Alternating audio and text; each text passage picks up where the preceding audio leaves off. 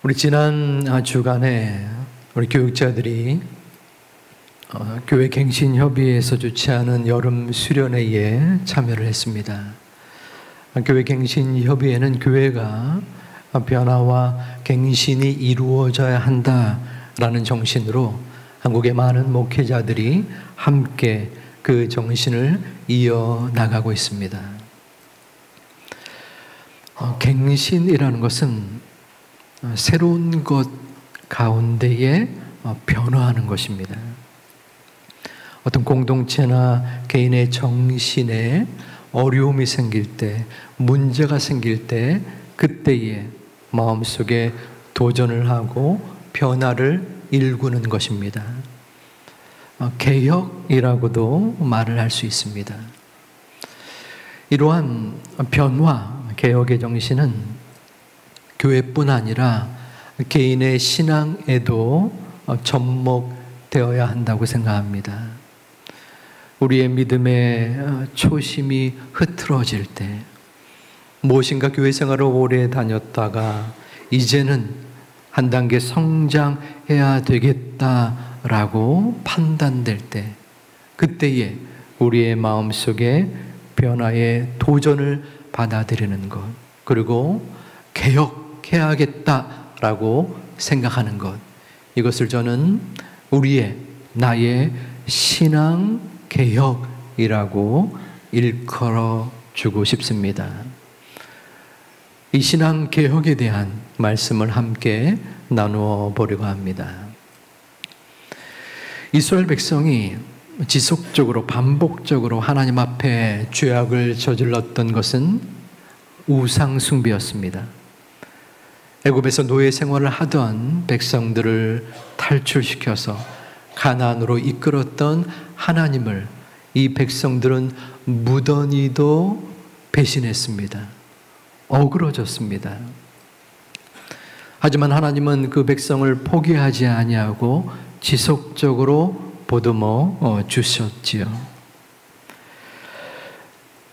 금신상을 만들고 이 땅의 우상, 이방 신상을 섬겼던 그들은 바로 우상 숭배를 했지만, 현대인들은 우리의 마음속에 이루어지는 내적인 우상을 숭배합니다.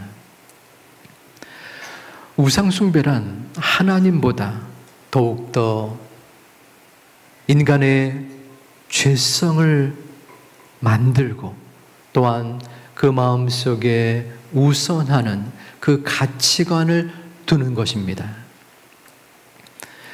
이 시대에 영향력을 끼치는 작가 중 팀 켈러라는 목사님이 계십니다. 그 목사님의 저서 중 내가 만든 신이라는 책에서 이러한 글을 적어 놓았습니다. 인간의 마음은 우상 공장과 같다.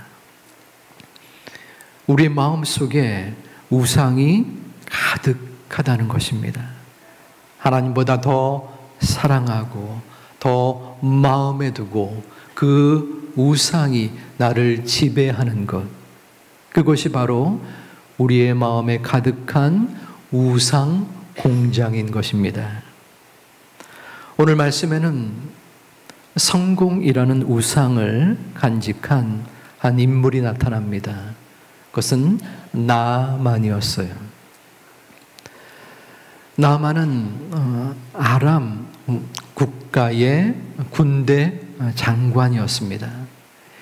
이 아람은 당시 고대 근동에서 아수르와 패권을 경쟁했던 나라였습니다. 강대국이었던 거죠. 그 강대국의 군대 장관이었으니 얼마나 큰 권력과 재물을 지니고 있었겠습니까? 나아만이라는 이름의 뜻도 즐거움이라는 뜻입니다. 그런데 그에게 큰 어려움이 있었습니다. 그 문제는 무엇이었을까요? 본문 1절에는 군대장관 나아만이 그의 주인 앞에서 크고 존귀한 자니 이는 여호와께서 전에 그에게 아람을 구원하게 하셨습니다. 그는 큰 용사이나 나병 환자라 말합니다. 그의 주인이라고 한다면 바로 아람 왕이죠. 그는 크고 존귀한 자라고 인정을 받았는데 그 이유는 하나님께서 그에게 아람을 구원케 하는 은혜를 주셨습니다. 이는 아주 특별한 경우입니다. 하나님의 백성 이스라엘도 아니라 이방 민족이었습니다. 이방 사람이었습니다. 그런데 그에게 은혜를 준 것입니다. 큰 용사로 쓰이게 한 것입니다. 하지만 그에게 어려움은 나병 환자였던 것입니다. 요즘이야 완치가 되는 치료법이 있지만 당시로서는 불가능한 치유가 이루어질 수 없는 병이었습니다. 온몸이 부풀어 오르고 이 살과 뼈가 갈라져서 몸으로부터 떨어지며 결국에는 죽음에 이를 수밖에 없는 참으로 힘겨운 병이 바로 이 나병이었습니다. 그런데 본문 2절에서 이 나아만 아내의 수종 들었었던 그 여자가 있었습니다. 그 소녀는 이스라엘 땅에서 이 아람 군대가 침범했을 때 포로로 잡혀진 소녀였습니다. 그 소녀가 그 나아만의 아내에게 말을 하는 것입니다. 우리 주인이 나아만이 사마리아에 계신 선지자 앞에 바로 엘리사를 뜻합니다. 거기에 가면은 그 선지자 엘리사가 나병을 고칠 수 있겠습니다 라고 자신 있게 이야기를 하는 것이었어요. 그 말을 들은 나아만은 아람 왕에게 나아갑니다.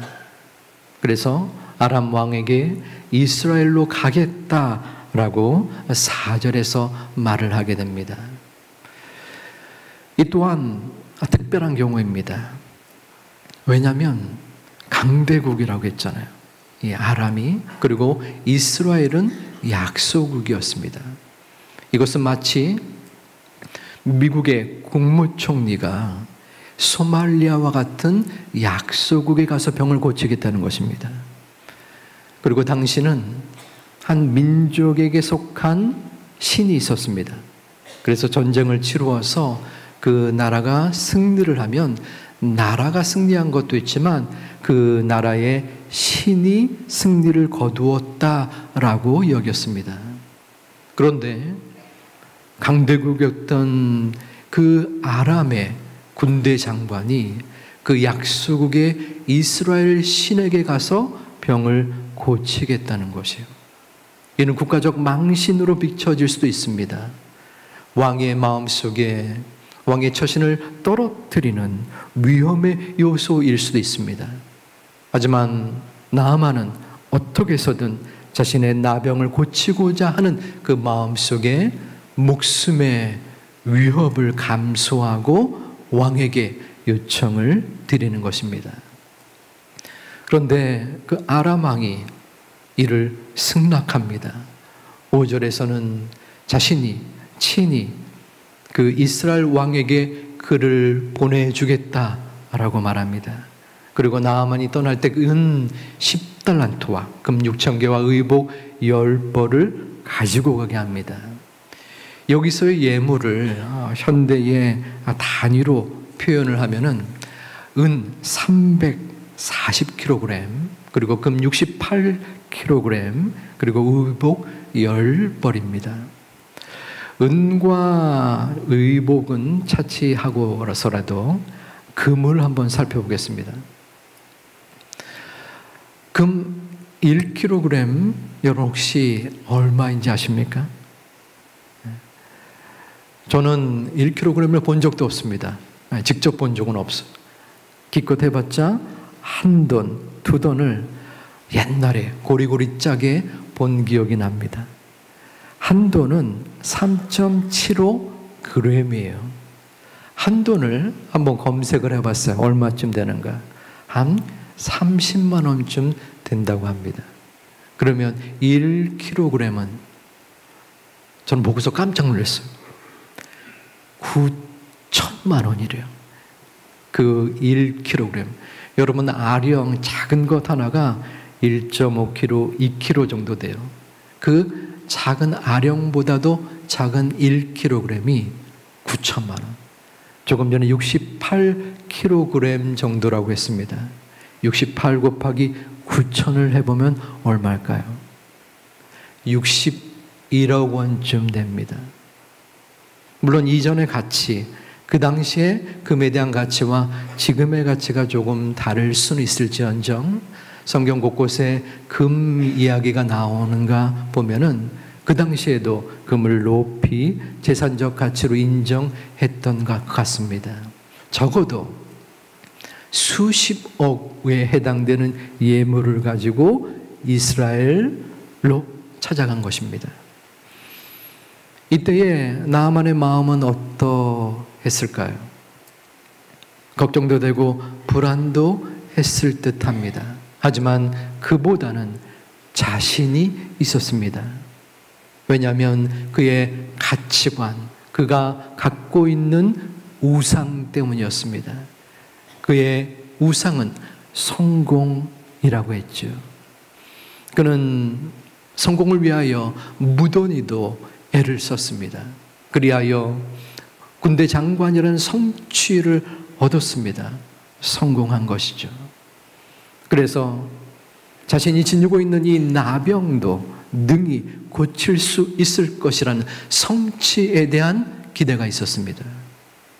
그리하여 왕의 추천서를 가지고 가는 것입니다. 수십억에 해당되는 예물도 가지고 갑니다. 이제 내가 이스라엘로 가면 이스라엘 왕이 황송해하면서 어떻게 해서든 나의 병을 고치려고 노력할 것이다 라는 마음도 지녔을 듯합니다. 그런데 이러한 나아만의 긍정적인 마음과 달리 본문 7절에서는 조금 생각지 않은 이스라엘 왕의 반응이 나옵니다. 나아만의 관점에서입니다. 그 왕이 그 글을 읽고 아람 왕의 친서를 말합니다. 자기 옷을 찢었습니다. 그리고 내가 사람을 죽이고 살리는 하나님이냐, 그가 어찌하여 사람을 내게로 보내 그의 나병을 고치라 하느냐. 고대 근동에서 이 옷을 찢는다는 것은 극한 분노와 절망감에서 그 마음을 표현한 것입니다. 왕의 마음속에 이러한 생각이 들었던 것이에요. 누구의 병을 고친다는 것은 하나님의 전적인 은혜와 기적으로만 가능한데 내가 사람을 살리거나 죽일 수 있는 하나님인가? 왜 나한테 이러한 어려움의 상황을 주는가라는 것이었습니다. 나아만과 왕의 생각에 차이가 있는 것입니다. 나아만은 이스라엘 왕이 지닌 그 능력으로 이스라엘의 신이 바로 나의 병을 고칠 수 있다. 이스라엘 신의 존재의 목적은, 가치는 내 병을 고칠 수 있는, 내 병을 고치는 도구로서 생각한 것입니다. 하지만 이스라엘 왕은 그 하나님의 전지전능한 힘, 기적과 은혜의 힘을 믿었던 것입니다. 나만 장군의 방문을 받은 이스라엘 왕은 곤란한 처지에 놓였습니다. 나는 도저히 이 병을 고칠 수 없는데 혹시라도 아람 왕이 전쟁을 일으키기에 핑계로서 이 나아만을 보낸 것은 아닌가 하는 고민이 들었던 것입니다. 이러한 고충을 들은 이 엘리사는 나아만을 자신에게 보내라라고 말합니다. 나아만은 엘리사에게 찾아갑니다. 그런데 그 군대 장관, 강대국의 국무총리 정도 되는 사람이 왔는데 엘리사는 자신을 맞이하지 않습니다. 충격을 받습니다. 그런데 더 큰 충격이 10절에 나타납니다. 엘리사가 이 나아만의 나병을 고칠 수 있는 해결책을 제시를 해 주었는데 그 사자를 그에게 보내어서 너는 가서 요단강에 몸을 7번 씻으라. 내 살이 회복되어 깨끗하리라 하는지라 라고 말씀합니다. 요단강에 가서 몸을 씻으라는 것입니다. 그런데 이 말을 들은 나아만이 노하여 돌아섭니다. 왜냐하면 자신의 생각과 자신의 기대와 정말로 어긋나는 모습이었기 때문입니다. 그 이유가 12절에 나타나는데요. 나아만이 노하여 물러가 이르되 내 생각에는 그가 내게로 와서 서서 그의 하나님 여호와의 이름을 부르고 그의 손을 그 부위 위에 흔들어 나병을 고칠까 하였도다. 나아만은 선지자가 나에게 찾아와서 치유의 극적인 모습과 노력을 하기를 원했었습니다. 그도 그럴 것이 이 아람에서는 주술가들이 이 주술적 치료 행위를 보이곤 했었습니다. 그 모습을 본 것이에요. 그런데 그 나아만에게 다가온 것은 오직 말씀의 순종이었습니다. 나아만의 마음은 그 치료의 행위, 자신의 완치, 그로 인하여 지속적으로 자신의 성공으로 나아가는데 걸림돌이 되어지고 문제가 되어지는 이 나병을 치유하는 것이었습니다. 엘리사가 말한 대로 그 말씀에 순종하여 하나님께서 역사하셔서 그 치유의 은혜를 입는 것은 그에게 관심 밖의 일이었습니다. 그런데 마음이 분하여 아람으로 돌아가고자 하는 이 나아만에게 부하들이 만류를 합니다. 장관이시여, 그래도 여기까지 왔는데 이 엘리사라는 선지자가 시키는 대로 요단강에 한번 가보면 어떻겠습니까? 권면을 하게 됩니다. 그 권면을 들을 것 같지 않은데 놀랍게 그의 마음에 변화가 생겨서 요단강을 찾아가게 됩니다.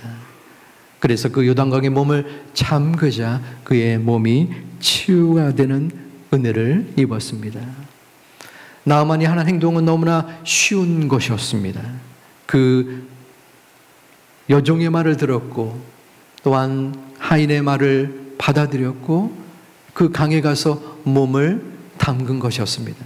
하지만 겉으로 볼 땐 쉬웠지만 나아만에게는 결코 쉬운 것이 아니었습니다. 왜냐하면 그의 지나온 세월들의 모습 때문이었습니다. 차라리 엘리사가 군대 장관이시여 당신의 나병이 치유되기 위해서는 100일 동안 기도하고 40일 동안 금식하면서 지금 드린 예물에 배라 더 가지고 와야 됩니다 라고 말하는 것이 더 익숙하고 마음에 와닿았을 것입니다. 어려운 길이 그에게 더 좋았던 것입니다. 왜냐하면 그는 지금까지 그렇게 살아왔기 때문입니다. 모든 것을 다해 자신의 성취와 성공을 위하여 노력했고 그 모습을 지녔습니다. 하지만 자신이 지닌 그 권력과 그 물질과 주변의 환호와 용맹스러움은 그에게 치유를 가져다 주지 못했습니다. 그에게는 성공이 우상이었지만 그 성공은 그에게 안식도, 감사함도, 치유함도 허락하지 않았던 것입니다. 그가 했던 것은 결국 그에게 치유를 주었던 것은 말씀에 대한 순종이었습니다. 그 말씀을 순종하고 그 말씀을 엘리사를 통하여 내렸던 그 은혜가 그에게 주어지자 그는 치유함을 받은 것입니다. 본문 14절 말씀 우리 함께 봉독하겠습니다. 나아만이 이에 내려가서 하나님의 사람의 말대로 요단강에 7번 몸을 잠그니 그의 살이 어린아이의 살같이 회복되어 깨끗하게 되었더라. 아멘. 여기서 깨끗하게 되었다라는 화이트 하르라는 그 원어는 육신이 깨끗하게 되었다라는 뜻도 있지만 하나님의 백성의 일원으로 받아들여진다라는 의미도 함께 있습니다. 다시 말하면 이 나아만이 나병이 치료가 된 것은 그의 몸의 깨끗함과 더불어서 그의 영적인 깨끗함, 하나님의 백성으로 받아들여지기 위한 하나님의 계획이었습니다. 나아만이 지닌 성공의 모습, 성취, 그것은 그에게 있어서 아무것도 아니었습니다. 나아만이 자신의 능력 없음을 인정하고 자신의 부족함을 토로하고 그리고 하나님의 말씀을 따랐을 때 그에게 역사가 일어난 것입니다. 이것이 나아만에게 있어서 신앙의 개혁이었습니다. 우리들의 우상은 무엇입니까? 우리들의 마음을 지배하고 우리들의 마음의 주인이 되는 것은 무엇입니까? 누구입니까? 사람들은 돈의 지배를 받습니다. 돈을 우상으로 삼습니다. 또 어떤 이는 가족과 자녀가 우상이 되기도 하고 그 지배를 받습니다. 또 어떤 사람은 자신의 명예, 사랑, 그리고 욕망으로 지배를 받습니다. 그 우상이 우리의 마음을 붙잡고 우리의 생각을 지배하고 우리의 행동을 이끌고 있는 것입니다. 저 또한 이 나아만을 바라보면서 저의 모습을 떠올랐습니다. 제가 목표한 것, 제가 생각한 것을 이루기 위하여 무던히도 모든 노력과 수고를 다하였습니다. 외형적으로는 목사이기에 겉으로는 하나님의 영광 운운하며 이야기했지만 저의 마음속에서는 성취를 위한 목표 도달이 저의 최종적인 관심이었고 또한 그것을 위하여 매진을 다 했었던 시간들이 있었습니다. 성취를 했습니다. 또다시 또 다른 성취를 추구하며 나갔습니다. 그리고 그 성취에 도달 후에는 또 다른 성취. 겉으로 보기에는 조금의 성공을 이룬 것 같아 보였지만 정작 저의 마음은 공허했으며 저의 심령은 메말랐으며 내 삶에는 의미가 없었습니다.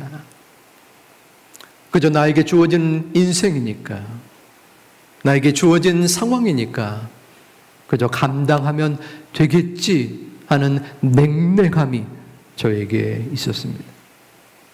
아마도 하나님은 그러한 저를 바라보시고 그냥 내버려 두면 안 되겠구나 하는 마음을 품으셨던 것 같습니다.